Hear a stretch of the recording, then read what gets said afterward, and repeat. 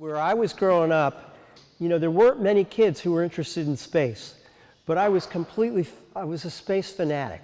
As part of GasSauce and Cobb EMC's Authors on Tour, we were lucky to have Andrew Chaikin, a scientist, come and speak to us about space exploration. Cool thing is that as I was growing up, the space program was growing up with me, and by the time I was in junior high, people started going to the moon and walking on the moon and landing on the moon. And then a little bit later, we started getting pictures of Mars that would just blow you away. So on the left, you see an astronaut named Sunny Williams running on a treadmill to get her cardiovascular system through a good workout. Well, you say, how do you run on a treadmill if everything floats? The answer is that she's being held down by these bungee cords. On the right, you see an astronaut named Dan Burbank, and he's weightlifting. Now you say, how do you do weightlifting when everything floats? Well, again, the bungee cords provide the force that simulates lifting weights.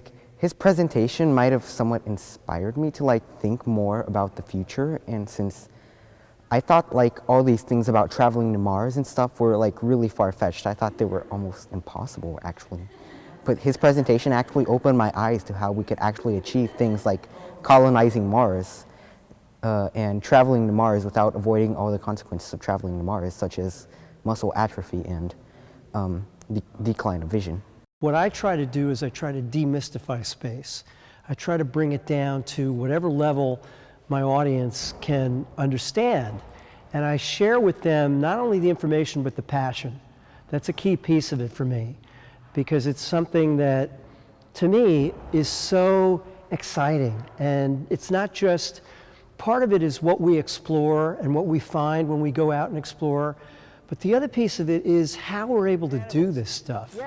And how clever people have been who've designed and built satellites and space probes and spacecraft to carry people, let's say. So I talk to them about what we've done already, what we've discovered, and what we may do in the future, and how we can dream really, really big. And this was a great group. They were very intelligent, very thoughtful. Their questions were good. They were a really good audience.